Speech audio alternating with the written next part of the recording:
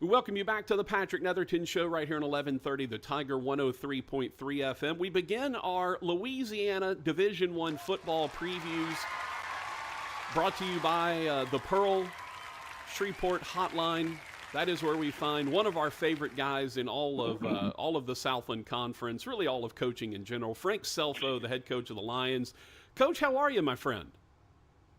I'm doing good, man. How about you? I'm hanging in. You know, we got to hang out a little bit in San Antonio, which is a little unusual. I'm usually not at media day, but we got to spend a little time together on the desk. You know, look, we're about to hit August. Camps are opening up. Everything's getting going. Tell me about just kind of the excitement level with you guys right now, looking to have a bounce back season. Yeah, we just finished day 2. So it was good, Patrick. We've had 2 good days of practice. And, before I go even further, I'm glad, your listeners need to know you did an excellent job with us over there in San Antonio. I'm glad they got somebody with some knowledge of the Southland to come in there and help promote the conference because, some people, they just got a job, right? Yep. And, I obviously you got a huge studio audience today, and those guys are applauding you, so that's good. Yeah, that's well, the problem is, Frank, I'm doing my show now remotely. I do the show from my bedroom. It's weird cramming all these people in my bedroom to cheer for me. It's very odd. I'm not going to lie. That's probably enough information. Yeah, buddy. I appreciate that. I would think so. Hey, I don't care who you are. That's funny, right? Thank you, Larry the Cable Guy. Frank, obviously everyone is 0-0 right now. A lot of optimism that permeates as you get into the start of fall practice. How do you go about sort of channeling how you guys finished last year to try to make that move into this season? Last year really doesn't impact this year, Pat. It's a completely different team. It's the same every year. We won the conference championship in 22 and went to the second round of the playoffs, and that had no impact on last season. And last season will not have an impact on this year. Every guy's different. Even the guys that are returning are a year older, a year stronger, a year wiser, and more experienced. So they should be better players. And then we've got some other guys that are coming in, whether it be a freshman or a transfer. Those guys are coming in, and that's what makes up our football team. So it's a completely different experience each and every year. Your team's different, the leadership's different. The goals are the same, to play the best that you can possibly play, and then the scoreboard will take care of itself. It's interesting because in the age of the transfer portal, your team can legitimately be almost completely different from year to year. I know you're kind of an old school guy. You and I talked about this a little bit at the media days. What do you make of kind of where we are with a free agency mindset, it seems, now in college football? Well, Patrick, I think it's you have to change with the times. You have to adjust and adapt with them. If you want to stay in this game and have any type of success. The problem with the whole thing goes back 20, 25 years with the NCAA with, and I've always said this, they're such a stupid organization. They can't figure themselves out. And what they did is they put a lot of people, they brought this whole situation upon the entire country when it came to college athletics. There's a lot of things that could have been done early on that wasn't. There was no compromising. They were had all the answers, and they really didn't. They weren't in the trenches. They never relied on a lot of people who were down here doing the actual work with the student athletes. And I'm for the players getting paid. I'm for them getting everything that they can. I think it's a great thing. My concern, I got really, it's 2 big concerns. Mm-hmm. When I look back at college athletics, and I look, I think when you go back to your alma mater. And where do you go if you've transferred 3 and 4 times? Where is that bond 20 and 30 years down the road with that group of teammates maybe that you won a championship with or, you shared so much of your life with? That's going to be lost on this generation of players. That's not going to happen anymore.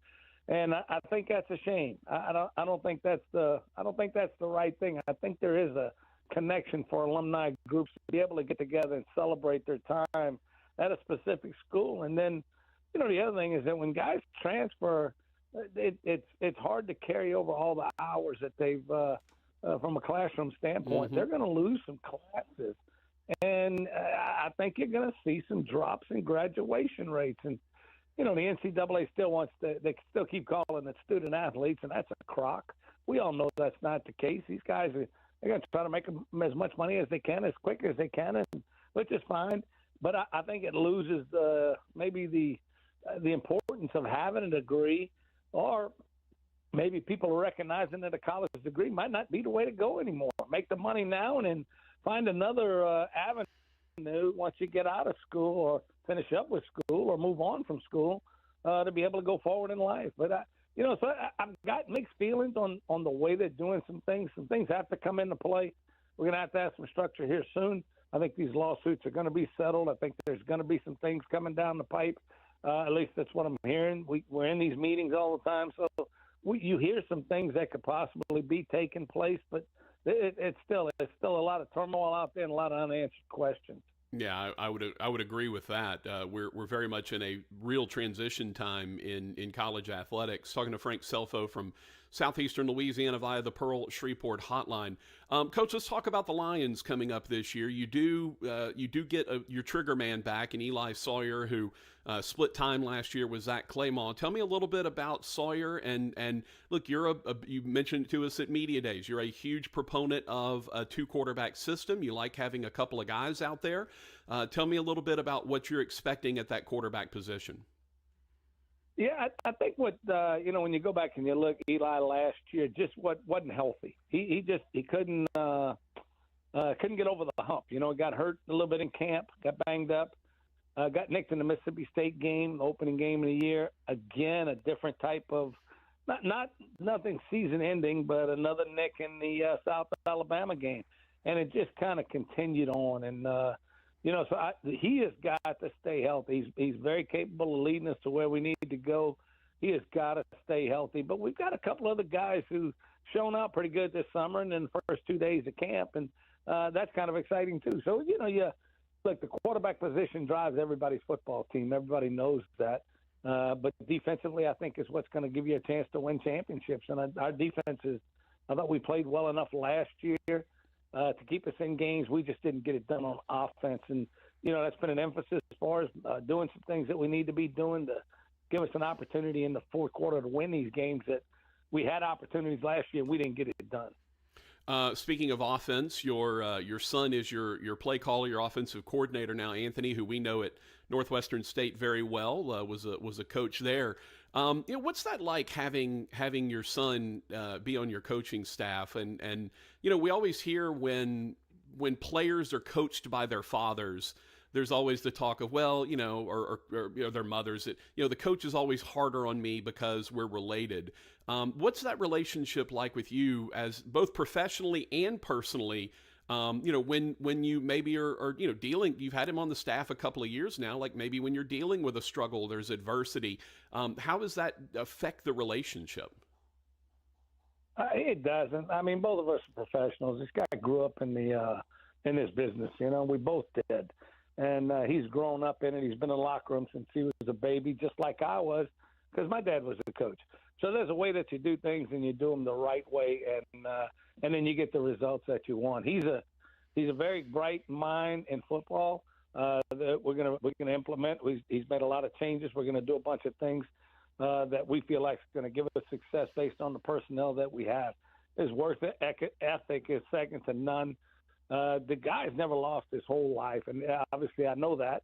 But no matter what he's done and whatever level that he's played at, from little league to professional leagues, he has won. And that's what you want, that attitude, and you want that to be brought forward with our players. I think his relationship and his ability to relate to players, he does a really good job of that.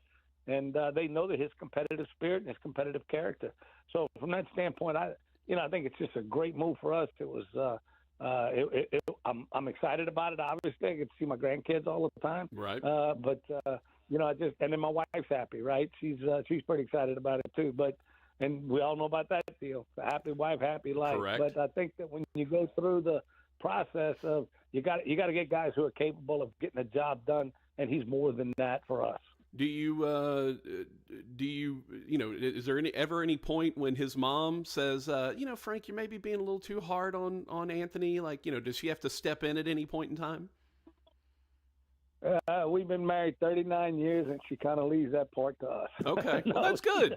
No, That's good. no, she doesn't. And then when we're at home, we're just a family. But when we're in the office, we get the job done. And she doesn't come up to the office much. She stops by maybe to bring lunch or say hi and things like that. Especially during this time of year when we don't see each other much. But for the most part, no, she's a great coach's wife. Couldn't be here without her, all the support that she's given us, and Anthony's got a great coach's wife, same thing. So it's a great situation for us. You mentioned defensively is kind of what leads you to championships. Tell me about that side of the ball and what you're excited to see. Yeah, we played well defensively last year. We have some continuity. We have not had a lot of continuity on defense as far as a coordinator is concerned. And we're able to, Billy Batavia and his staff, and he's been able to keep the guys that are here. And obviously he stayed on, and he's here.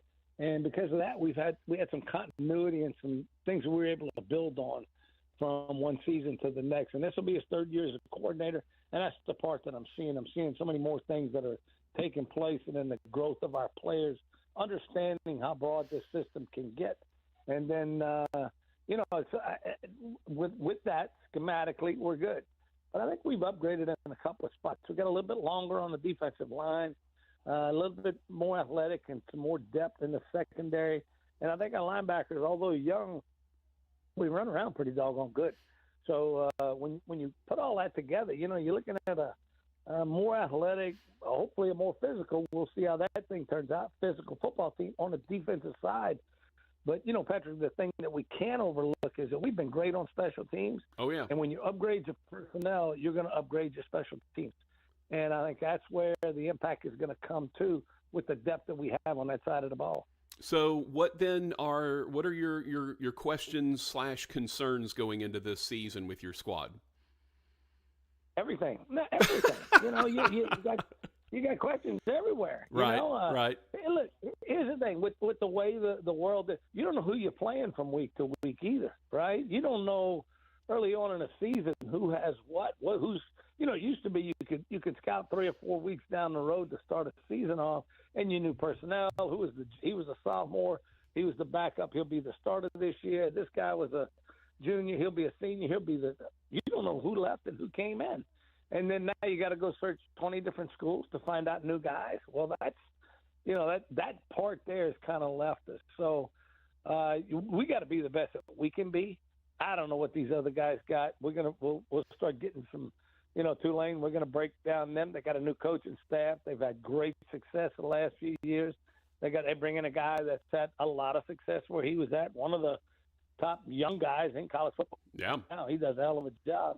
And so, there's some things I think he's going to carry over. But who knows? That's going to be we'll be coaching in the dark for the most part until we figure out what they're going to do on both sides of the football and special teams. And it's kind of like that throughout the season with some of the things we're going to get. And, so it's the stability issue when it comes down to personnel, and then also when it comes down to staff and what they want to do in the philosophy. Coach, you again, y'all didn't do yourselves any favors with this schedule. I mean, at Tulane, you mentioned to start with, at Southern Miss, they've kind of been up and down, but have certainly a lot of talent. Eastern Washington, at least you're not going to play on the red field. You get them at home. The Jackrabbits of South Dakota State, everyone knows how good they are. Champions. Tarleton on the road in Stephenville. This is brutal, Coach. Absolutely brutal. Well, you know what, Patrick? The Southland Conference is brutal, and you know that. You've watched it for years. Name me a weak team in the conference this year. I mean, we got some bright young coaches who have won, and they're coming in the program. A lot of change, right? And with that change comes a lot of excitement, a lot of enthusiasm, a lot of hope, and you're going to see guys that are playing above their heads, and that's what. Look, that's what it's all about. The schedule is the schedule. You can't just look up and go, oh, we're not going to play those two. They're really good this year. You go play them, and if we want to get to that point where we're talked about, and we did, we were I mean, for 4 years in a row, there was only 3 teams in the top 25 every year, and we were one of them. Mm-hmm. And that's something we're really proud of. And then last year, it's a blip on the radar. We want to get back to that. But to do that, you got to go play these teams. You got to go play them on the road. You got to win. You can't just go out there and play.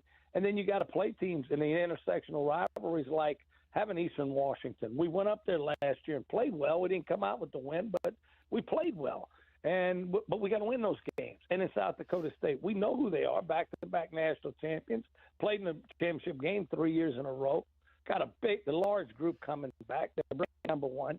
We got to play. We got to embrace that opportunity to do that. And Tarleton State, that's his best team since he's moved to FCS.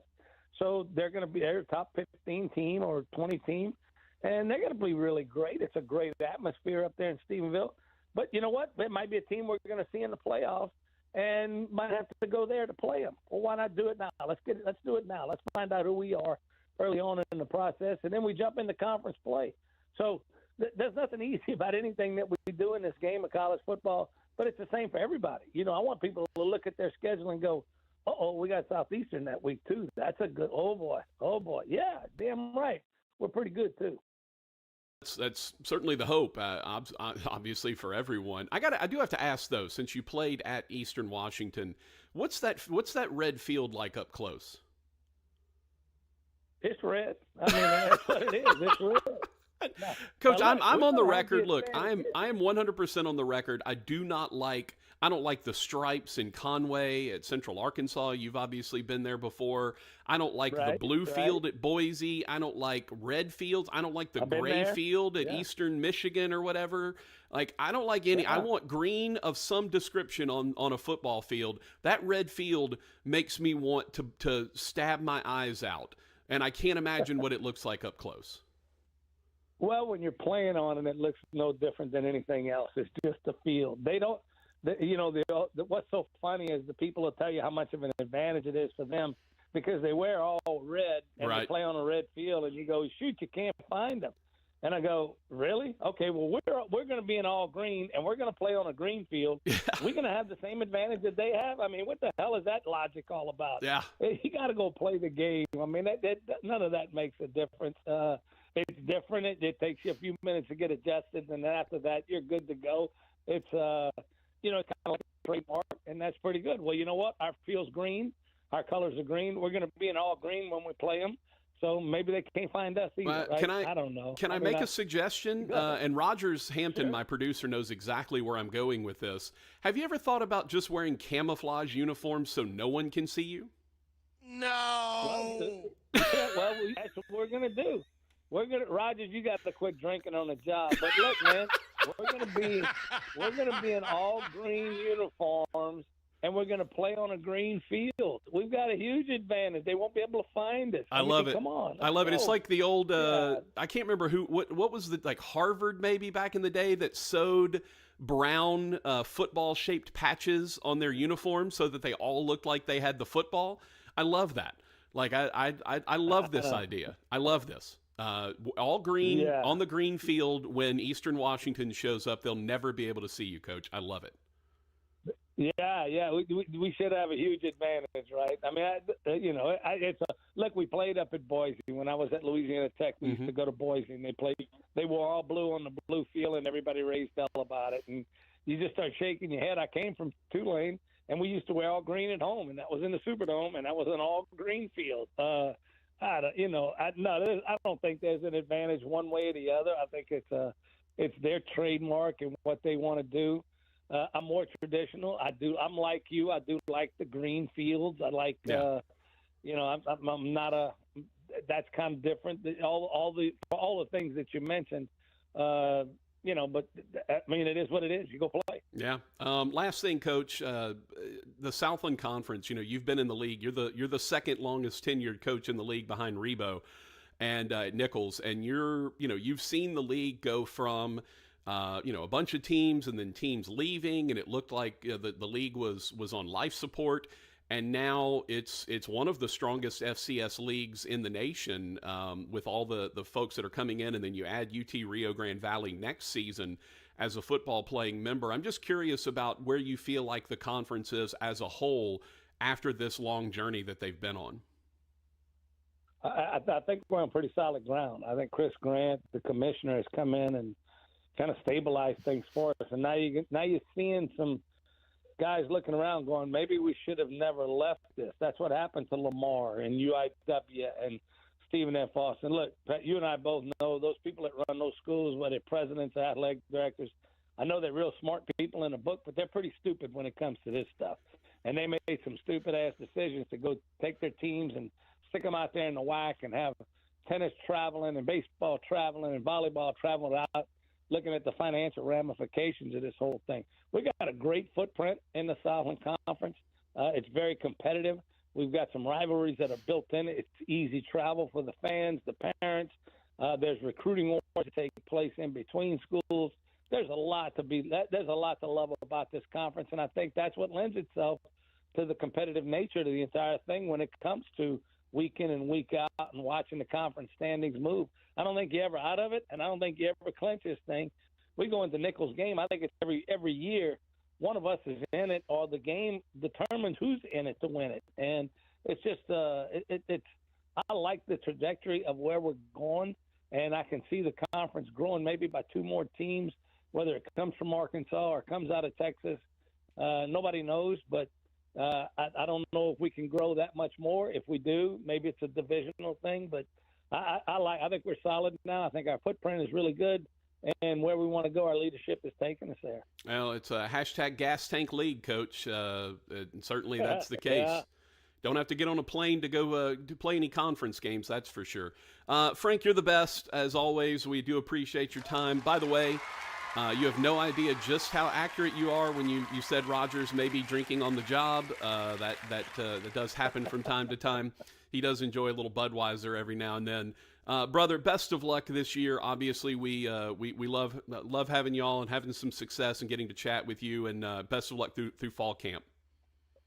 Thank you, buddy. Again, man, congrats on San Antonio. Y'all did a great job, and we'll see you during the season. All right. Thank you very much. Frank Scelfo, the head lion at Southeastern Louisiana, joining us on the Pearl Shreveport Hotline.